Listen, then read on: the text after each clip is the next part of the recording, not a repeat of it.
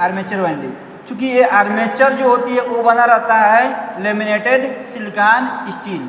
Laminated इसलिए बोलते हैं कि ये बहुत से पतले पतले पत्तियों को हम पतले पतले भागों में बांट के स्टैंपिंग किया जाता है। स्टैंपिंग करके एक पूर्ण कोर बनाया जाता है। स्टैंपिंग लेमिनेटेड इसलिए किया जाता है ताकि ईडी करंट जो लॉसेस होती है वो कम किया जा सके। अब क्या होता है कि इसी से जो देख रहे हैं कि जो आर्मेचर जो वाइंडिंग है वो आर्मेचर वाइंडिंग जो निकला हुआ है उसको एक यहाँ पर लगा रहता है शाफ्ट पे कम्यूटेटर। ये देख रहे हैं आप लोग कम्यूटेटर।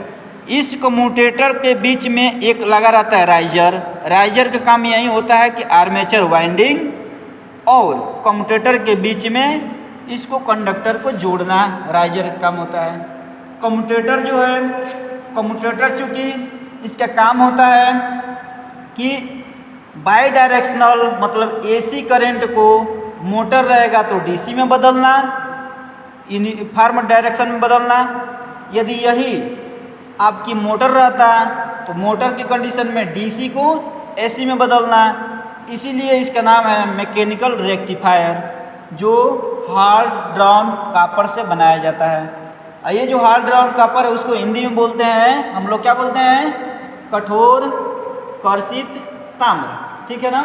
तो ये चीज़ देख रहे हैं। अब क्या होता है, इसका काम क्या होता है कम्यूटेटर तो बता दिए। इसी कम्यूटेटर से आप लोग देख रहे हैं कि यहाँ पे आप लोग जब यहाँ पे लगाएंगे इसके अंतर्गत तो यहाँ पर संपर्क करने के लिए, चूँकि ये घूमने वाला भाग है और जब घूमने वाला भाग है तो इसको जब सप्लाई देते हैं यहाँ से तो कार्बन ब्रश के माध्यम से देते हैं। कार्बन ब्रश जो ये है सामने वाला जो भाग देख रहे हैं आप लोग इसको बोलते हैं कार्बन ब्रश। ये चूँकि ब्रश है बना हुआ कार्बन मटेरियल के, इसलिए हम यहाँ पे बोल रहे हैं कि किसका बना है, कार्बन ब्रश का। कार्बन ब्रश का जो आगे वाला हिस्सा है वो संपर्क रहता है इसके कम्यूटेटर पे। कम्यूटेटर क्या रहता है, घूमता रहता है, इस पे टच रहता है कार्बन ब्रश। कार्बन ब्रश जहाँ पे लगा रहता है उसको बोलते हैं ब्रश होल्डर। कौन सा brush holder, carbon brush holder नहीं बोल सकते हैं, सिर्फ ब्रश होल्डर बोलेंगे। ये ब्रश होल्डर में ही क्या लगा रहता है, कार्बन ब्रश। इसके लिए एक होता है यहाँ पर स्प्रिंग। स्प्रिंग क्या करता है, इसको आवश्यकता अनुसार तनाव देता है ताकि यहाँ पे ज़्यादा ना तो ढीला हो ब्रश और या तो ज़्यादा टाइट हो। यदि दोनों में से यदि ढीला रहेगा और टाइट भी रहेगा तो दोनों कंडीशन में मोटर घूमेगा तो इसके कम्यूटेटर पे स्पार्किंग होने की ज़्यादा चांस बनी रहती है। अब यहाँ से 2 पोल की मशीन है तो 2 पोल की मशीन है तो यहाँ पे जनरली 2 ब्रश लगा हुआ है। अब इसके साइड वाला देख रहे हैं इसको बोलते हैं इंड प्लेट बोलते हैं, इंड प्लेट। इसकी ये वाला साइड दोनों साइड रहता है इंड प्लेट, ये रहता है इधर भी इंड प्लेट। अब हमको कैसे पता करें कि मशीन की कौन सी आगे वाला पोर्शन होता है कौन सा पीछे वाला पोर्शन होता है। तो हमेशा जहाँ पे कम्यूटेटर जिस हिस्से में रहता है जिधर से, तो कम्यूटेटर के जिस इधर से रहता है उस साइड से यदि हम देखेंगे तो उसको बोलेंगे कि वो क्या है, आगे वाला हिस्सा। मशीन के क्या है, आगे वाला हिस्सा, और उसके पीछे वाला क्या है, बैक वाला है, ठीक है ना। इसमें यदि आपको यहाँ सप्लाई देने के लिए 6 टर्मिनल निकाल दिया गया है और बाकी तो बता दिया गया है। तो चूँकि इसमें यदि हम लगाएंगे, इसको लगाते हैं विद्युत सप्लाई देंगे तो विद्युत सप्लाई देंगे तो क्या करने लगेगा, हाँ क्या करने लगेगा, रोटेट करने लगेगा। अब इसको चूँकि आर्मेचर है तो आर्मेचर के अंदर एक लगा रहता है, इसको चूँकि मशीन है तो गर्म होता रहता है कोर। सबसे पहले वाइंडिंग गर्म होती है उसके बाद से कोर।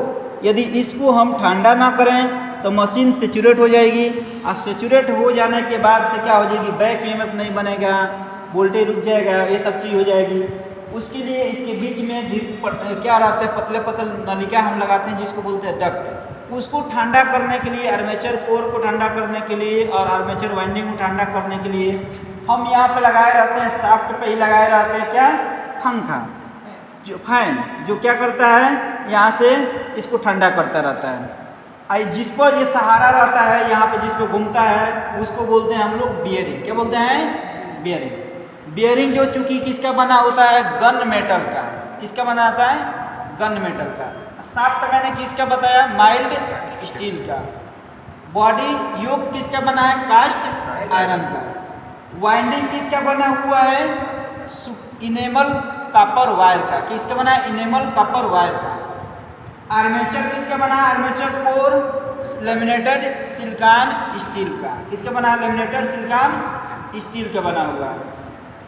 ये जो हम लोग का जो मशीन होती है, नॉर्मल डीसी मशीन बोले तो छोटी मशीन में हमारा जो बेयरिंग लगी रहती है उस बेयरिंग का नाम है बॉल बेयरिंग। क्या नाम है? Ball bearing. मीडियम में उससे थोड़ा बड़ा लगाते हैं, उसके लिए रोलर बेयरिंग होती है। और सबसे छोटा जो होता है इंस्ट्रूमेंट वगैरह, उसमें लगाते हैं हम लोग ज्वेल बेयरिंग। तो इस प्रकार हमने आपको डीसी मशीन का सभी पार्ट को बताने के लिए कोशिश किया। हमें महसूस है कि आप लोग सभी लोगों को इस पार्टी के बारे में अच्छे से ज्ञान होगा और समझ में आया होगा। Thank you.